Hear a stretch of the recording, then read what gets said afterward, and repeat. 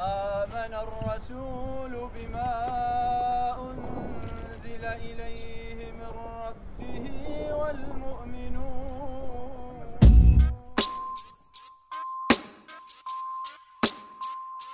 You're just a click away on your remote.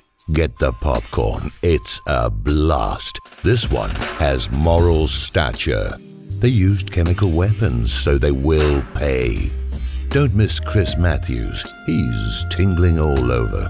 The president did the right thing and he upheld the Constitution. Only a living God could figure out how to pull that off. Welcome to the Syrian theater. All the players are assembled.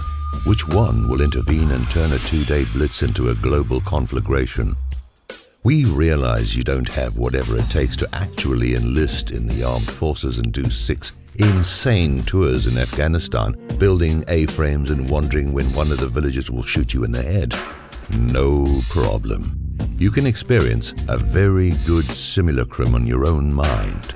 The anticipation, the adrenaline flow, the sweaty palms, then the limbic thrust of revenge.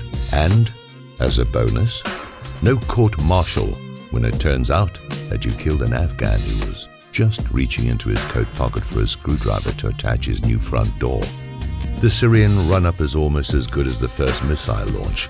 Click to Wolf Blitzer as he recalls his coverage of Gulf War I when he made his bones purely on the basis of his name. Catch the living cadaver, Scott Pelley, as he flashes back on his work at the Davidian siege at Waco. Count down to the first explosion with the eternal newsboy riding his bike and flipping papers on front porches, Brian Williams. Feel the undertone of sodden grief with Diane Sawyer, weeps for everybody all the time, as she does war as only a former America's junior miss can. And then, boom, you're there. The attack is on.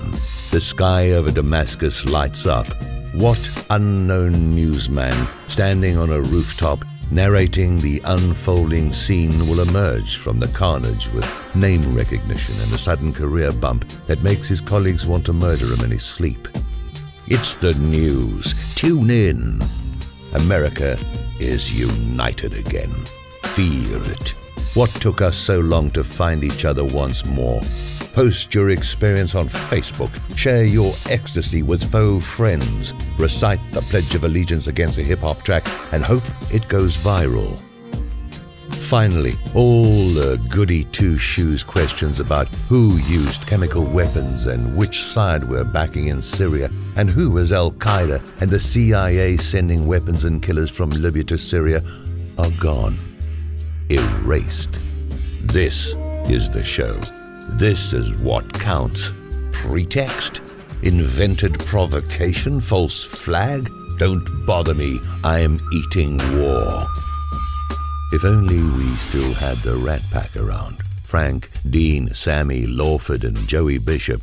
They could do a sarin night at the Desert Inn and wow the crowd with their support for the guys who launched the Tomahawks.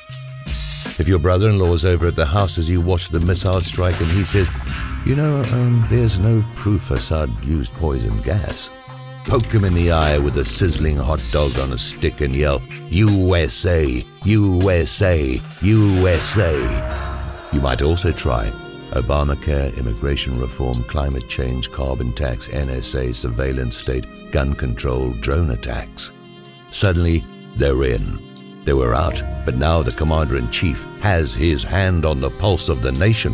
We're off life support. Who cares about Fast and Furious, the IRS non-profit division Benghazi? They're in the rear-view mirror, and we're accelerating down a superhighway to fame and fortune.